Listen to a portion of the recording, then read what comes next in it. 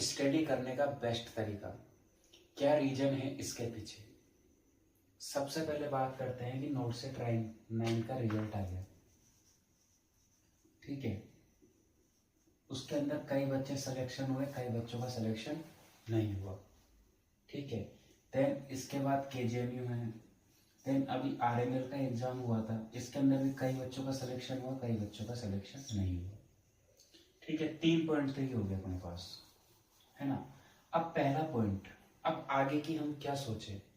अभी हमारे पास free time है तो हम क्या कर सकते हैं और क्या हम इस समय को कैसे यूटिलाइज कर सकते हैं। पहला पॉइंट, नोट सेट 10 जो कि आपका अप्रैल में होने वाला है। इसके अंदर मैं आपको एक खास बात बता दूं कि इसके अंदर होगा आपका बहुत हाईएस्ट कंपटीशन, बहुत तगड़ा कंपटीशन। क्यों? क्योंकि जो ड्रीम एम्स है सबका, एम्स रेवाड़ी हरियाणा, वो इसके अंदर आने के फुल चांस है, ठीक है। किस्मत आपकी ऐसी हो कि आपका कहीं सिलेक्शन नहीं हो रहा और आपको एम्स रेवाड़ी में सिलेक्शन हो जाए।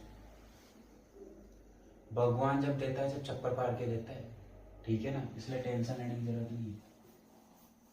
सबसे पहले बात करते हैं कि सर 5-6 महीने बचे, हम क्या कर सकते हैं इस चीज के लिए। क्योंकि हमने पढ़ा तो सब कुछ है, लेकिन हमारा सिलेक्शन तो एक रैंक से रुक रहा है, पॉइंट नंबर से रुक रहा है। इसके पीछे रीजन क्या है? कई लोग बोलते हैं कि सर हमारे पास नोट्स, कई ऐसे स्टूडेंट देखे हैं, जैसे मैं अपना खुद का बता दूं, नोट्स नहीं थे, ओनली किताब पढ़ के सिलेक्शन लिए, ठीक है। दूसरों के आईडी पासवर्ड ले लेके जो इम्पोर्टेंट टॉपिक थे उनको लिखे हैं, ठीक है। कई लोग ऐसे एग्जाम्पल जिनके पास ऑल सब्जेक्ट के नोट्स कंप्लीट है लेकिन सिलेक्शन नहीं हुआ। क्यों? और वो रिवीजन भी कर रहे हैं उस चीज का, फिर भी सिलेक्शन नहीं हो रहा। क्यों? कुछ रीजन तो होगा ना इसके पीछे। कहाँ कमी रह रही है, किस चीज की कमी रह रही है? क्योंकि एम्स जो है वो एक ऐसा स्टाफ चाहता है जिसको ब्रांडेड नॉलेज हो, उसको हर चीज की नॉलेज हो, उसको ऐसी हर स्किल्स डेवलपमेंट हो जो उसके अंदर हर एक नर्सिंग ऑफिसर के अंदर होनी चाहिए। पहली बात करते हैं हम कि सर ये 6 महीने हैं जिसका हम कैसे क्या कर सकते हैं। तो 6 महीने में आप सबसे पहले बेसिक से स्टार्ट करें, basic to moderate, moderate to high. क्योंकि पेपर का जो पैटर्न है ना वो इसके बीच में बनता है। और इस बार का जो आपने प्री का पेपर देखा हो, ओटी का और आईसीयू, एमएसएन को हल्के में ले रहे थे। मैं खुद बोल रहा था एमएसएन टपक गई, और एमएसएन कौन सी टपकी? आईसीयू वाली। प्रैक्टिकल नॉलेज जो अपन को नोट्स के अंदर नहीं मिलता है, वो कैसे आएगी? वो जब आएगी जब आप मेडिकल पीजी की क्लासें देखेंगे। मैं शुरू से कहता आया हूं इस बात को कि आपको सिलेक्शन लेने के लिए थोड़ा ना थोड़ा बहुत सपोर्ट पीजी लेवल का लेना ही पड़ेगा। क्योंकि एम्स जो है वो ब्रांड है, और पेपर आप नोट से कंप्लीट कर सकते हो, एम्स बहुत मुश्किल हो तो जाता है, लेकिन बहुत किस्मत साथ देती है, ठीक है। तो सबसे पहले इन 6 महीनों में हम क्या करें? पहले तो मैं आपको वो चीज बताता हूँ, 5-6 महीने बचे हैं, ठीक है। सबसे पहले आप किसी भी कोचिंग का एक रिवीजन बैच ले। मेरे हिसाब से सबसे बेस्ट रिवीजन जो कोर्स होगा वो जेडी नर्सिंग इंस्टीट्यूट का होगा, जो पीडी सर है, ठीक है। उसके बाद देन 2 महीने के अंदर ये कोर्स कंप्लीट होने के बाद आपके माइंड में सारी चीजें रिवीजन हो जाएगी। देन क्या करें? उसके बाद चीजों को आप रिवीजन करें। और रिवीजन कैसे करें? आप रिवीजन कैसे करते हो? कॉपी खोली, ऐसे पढ़ा, ऐसे पढ़ा, ऐसे पढ़ा, वो रिवीजन नहीं होता है। रिवीजन ऐसे होता है, एक पन्ना पढ़ा, ठीक है, फिर हमने सोचा 4-5 मिनट तक, यार उस चीज में क्या लिखा हुआ रहता, क्या क्या अपना शार्प माइंड काम कर रहा है क्या उस चीज को लेके? अगर वो चीज आपके माइंड में बैठ रही है तो वेल एंड गुड, अगर नहीं बैठ रही तो रिवीजन करने का कोई फायदा नहीं। कम से कम भी नहीं तो आपका 3 से 4 बार सिलेबस आपका कंप्लीट होना चाहिए जनवरी तक, जनवरी फरवरी तक। इतनी फास्ट स्टडी करनी है आपको, पढ़ना है डेली के डेली, कम से कम 10 से 12 घंटे आपको डेली के डेली पढ़ना है। और मैं आपसे अभी भी कह रहा हूं, मान लो मेरी बात, रात में पढ़ना शुरू कर दो, दिन में पूरी रात, दिन में पूरे दिन सो, रात में पढ़ना स्टार्ट कर दो। मेरा सिलेक्शन भी नहीं हो रहा था 1-1.5 साल से, मैंने रात को 2-2, 3-3 बजे पढ़ना स्टार्ट किया। मात्र, झूठ नहीं बोल रहा, माँ कसम झूठ नहीं बोल रहा आपसे, 2 महीने के अंदर सिलेक्शन लिया, दम ठोक के लिए। और वो 2 महीने जो मैंने रात दिन पढ़ाई करी, उस टाइम मेरे को ये होश नहीं था कि मैं खाना कब खा रहा हूँ, नहा कब रहा हूँ। मैं दिन के 3 बजे से 5 बजे तक सोता था, 2 घंटे दिन के, रात के नहीं दिन के, और पूरे दिन और पूरी रात ऐसे पढ़ाई होती थी मेरी। ये मेरा स्टडी शेड्यूल था, जब जाके मैं टॉप रैंक में आया। 80-20 है भाई, हल्के में नहीं लेना है, हल्के में नहीं लेना है, 80-20 को हल्के में नहीं लेना है। अगर आपने क्वेश्चन सारे करे हैं तो 80-20 आपके लिए कोई मायने रखता ही नहीं। एक अपना टाइम टेबल फिक्स करो, एक अच्छी सी टेस्ट सीरीज ले लो। जैसे सब बच्चों की ख्वाहिश रहती है कि हम टीएनसी की टेस्ट सीरीज लें।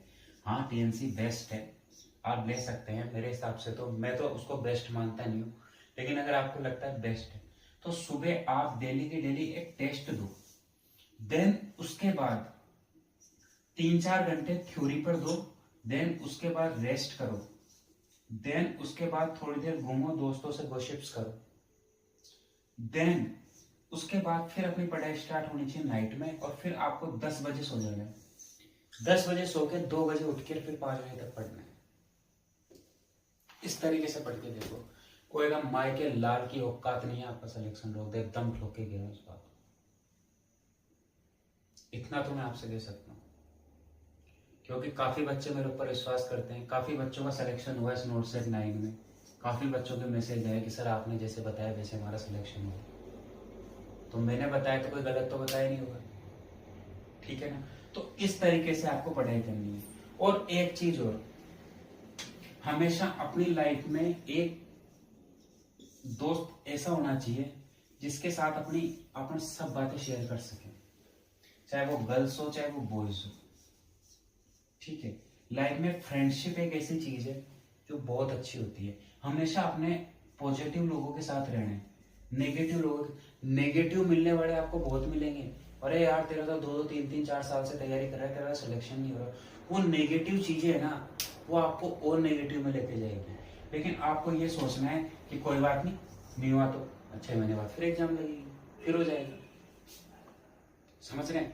तो स्टडी करने का तरीका आना चाहिए, स्मार्ट स्टडी करने का तरीका आना चाहिए कि अपन को कैसे पढ़ना है।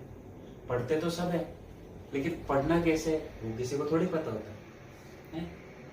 कई चीजें टॉपिक होते हैं, कई टॉपिक होते हैं, जैसे मल्टीपल प्रेगनेंसी के टॉपिक होते हैं, 2-3 क्वेश्चन है, लेकिन मल्टीपल प्रेगनेंसी में अपन कितना टाइम लगा। और दूसरी बात, यूट्यूब से आप जितनी दूरी रखोगे, 90% बच्चों का सिलेक्शन यूट्यूब खाता है। जो लास्ट में क्वेश्चन सीजन चलाते हैं ना, ये आपका सिलेक्शन खाता है। एक क्वेश्चन तो आता नहीं है, कोई रिपीटेड अगर 2-3 क्वेश्चन आ गए तो यूट्यूब अरे भाई साहब मैं लास्ट क्लास लेती उसमें से 2 क्वेश्चन आए। भाई अगर वो तेरे 2 क्वेश्चन गलत हो जाएंगे ना तो तेरा कोई सिलेक्शन नहीं होगा। मैं बोल रहा हूँ ना, सिलेक्शन ओनली सेल्फ स्टडी से होगा, ना कोचिंग से होगा, ना आपके किसी से होगा, ना आपके दोस्तों के सपोर्ट से होगा, किसी से नहीं होगा। सिलेक्शन जो होगा ओनली सेल्फ स्टडी से होगा। आज जो बच्चे सिविल सर्विसेज की तैयारी करते हैं, आरएएस की तैयारी करते हैं, अभी आरएएस है कुशल चौधरी, मेरे दोस्त का फ्रेंड ही है, ठीक है, उसकी फर्स्ट रैंक आई है। उसका इंटरव्यू सुना, उसने क्या बोला कि मैंने ओनली सेल्फ स्टडी की है। जो मेरा रूममेट है उसकी आरएस में 298 रैंक आई है, अनिकेत जैन नाम है उसका, 298 रैंक आई है। उस बच्चे को देखा है, उसने कभी कोई कोचिंग नहीं ली।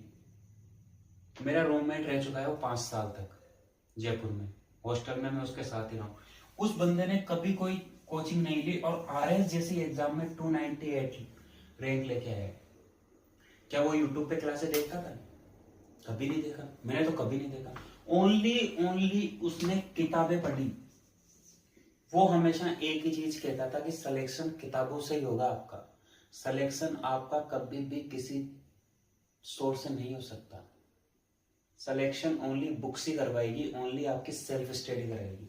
जितना आप हो सकता है सेल्फ स्टडी पे ध्यान दो। हाँ, ऑनलाइन चीजें अपने माइंड को जल्दी कैप्चर करती है, ये अपने माइंड की कैपेसिटी है कि अपन अभी कोई पिक्चर देख के आए, जैसे अभी दीवाने पिक्चर आई, ठीक है, 3 घंटे की स्टोरी थी साहब, 2-2.5 घंटे की पूरी देख ली। एक एक स्टोरी, ऐसी लव स्टोरी मूवी है ना, सब बच्चों के मुंह पे रखी हुई है। उसने उसको धोखा दिया, वो फिर नहीं मिली, वो सनम तेरी कसम, उसकी स्टोरी सबको याद है। और मैं कहता हूँ 3 घंटे की डॉक्टर अजीज आजाद है इंग्लिश का, ठीक है, मेडिकल पीजी, 3 घंटे की क्लास है, एक लाइन याद रह जाए माइकल लाल? नहीं। अच्छी चीजें कभी याद नहीं होती, नेगेटिव चीजें हमेशा याद होती है, ठीक है।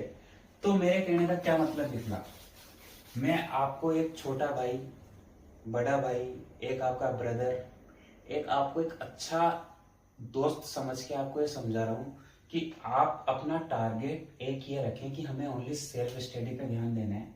लास्ट के 2 महीने हमें ओनली सेल्फ स्टडी करनी है। जितना पढ़ना है अभी आपको, आप कोचिंग पढ़ो, जितना पढ़ना है कुछ भी करो, लेकिन जनवरी फरवरी से आप ये टारगेट रखना कि मेरे को ना तो यूट्यूब देखना है, ना मेरे को कुछ देखना है, ना मेरे को कुछ भी नहीं देखना। सब बच्चे कहते पढ़ता तो बहुत, तो सिलेक्शन नहीं होता। इसलिए नहीं होता भाई तेरा सिलेक्शन, क्योंकि लास्ट के टाइम पे मैराथन चलती रहती है। एक तो महान, नाम तो नहीं लूंगा, 6-6, 7-7 घंटे की क्लासें चलाते हैं, कोई मतलब नहीं है, पीआर यादव के क्वेश्चन भी आते हैं। देखो जो बात है, जो क्लियर है, अपन क्लियर मुंह पे बोलने वाले शब्द आदमी। देखो अपन ने तो किससे डरते, जो सच है वो सच है, किसी के चक्कर में नहीं आना है। ये ओनली कोचिंग वाले बस ओनली पैसा छापने के लिए आप लोगों को पागल बना रहे हैं। यूट्यूब पे व्यूज आते हैं ना, उनसे कितना पैसा आता है जिसकी कोई हद नहीं। मैं वीडियो बनाता नहीं हूँ, मेरे को पैसे से कोई मतलब नहीं है, मेरे को पैसे से बिल्कुल लगाव नहीं है, ठीक है। भगवान की दया से इतना दे रखा है कि 2 रोटी मिल जाती है बस, ठीक है। मैं हमेशा मुद्दे की बात करने ही आपके सामने आता हूँ कि हाँ, बच्चा डिमोटिवेट हो रहा है और बच्चे को भी जरूरत है, तो हमें अपन से जितना हो सकता है अपन किसी का भला कर सकते हैं तो हो सकता है, क्योंकि इंसान जिसका जितना भला करेगा उसको उतना अच्छा होगा, ठीक है। अगर मेरी वजह से सामने वाले के घर में खुशियां आ रही है तो वो तो बहुत अच्छी बात है ना। तो आप इस चीज को समझें, आप फालतू चीजों पर ध्यान नहीं दें। आप ऐसे नहीं है आरएमएल का नोटिफिकेशन आया यूट्यूब पे चल गया कि आरएमएल का नोटिफिकेशन आया, भाई साहब ने वीडियो नहीं दी, नहीं देखना है, नहीं करना है टाइम वेस्ट। भाई साहब पता लग जाएगा जिस दिन एग्जाम की नोटिफिकेशन आएगी, जिस दिन एग्जाम के फॉर्म चालू होंगे, बड़ा फॉर्म जयराम जी। किसी से नहीं पूछना है क्या पढ़ना है क्या नहीं पढ़ना, खुद सोचो, ठीक है। एक्सटर्नल मोटिवेशन आपका ओनली 10-15 मिनट का है, इंटरनल मोटिवेशन आपका जिंदगी भर का है। मैं कह रहा हूं ना, सोना जो होता है जितना ज्यादा घिसता है उतनी उसमें चमक आती है, नहीं है क्या? आज मैंने मेरे दम पे क्या कुछ नहीं कर लिया, सब कुछ कर लिया, ठीक है। अपने दम पे रहता हूँ, अपने दम पे खाता हूँ, अपने दम पे। जब आदमी सेल्फ डिफेंड हो जाता है ना, जब वो सब कुछ कर सकता है, ठीक है। तो आप उस चीज को समझें, अच्छे तरीके से पढ़ाई करें, स्मार्ट स्टडी करें, एक रूटीन फॉलो करें, ठीक है। एक टाइम टेबल लाइफ में फिक्स होना चाहिए, एक डिसिप्लिन। जब तक आपकी लाइफ में डिसिप्लिन नहीं होगा ना, जब तक आप जिंदगी में कुछ नहीं कर सकते। अनुशासन ही बहुत बड़ी चीज है। जब डिसिप्लिन होगा तो उससे मोटिवेशन आएगा, और मोटिवेशन आएगा तो उससे आपकी नेगेटिव चीजें जाएगी, नेगेटिव चीजें जाएगी तो आप में एक आत्मविश्वास पैदा होगा, और आत्मविश्वास पैदा होगा तो आप उस एग्जाम को पास कर पाओगे और आप 80,000 सैलरी कमा पाओगे। और जनवरी से पता है आपको 8th पे लग रहा है 1.5 लाख सैलरी हो जाएगी, कंपटीशन और बढ़ेगा। इसलिए जितना हो सकता है अपनी तैयारी को हाई लेवल पे रखें। कोई भी डाउट होता है, मैंने आपको सबको मेरे नंबर दे रखे 9782758908। मैं आपको अभी कुछ ज्ञान देने नहीं आया हूँ, मैं आपको ओनली समझाने आया हूँ कि आप जो रास्ता भटक रहे हैं ना, वो रास्ता भटके नहीं। आप अपनी तैयारी कंटिन्यू रखें, ठीक है। कंटिन्यू तैयारी रहेगी तो अच्छा रहेगा, बाकी आपकी मर्जी। मैं आपको ओनली एक गाइड कर सकता हूँ, ठीक है। इसी बात के साथ धन्यवाद। अपना ध्यान रखें, आराम से पढ़ाई करते हैं।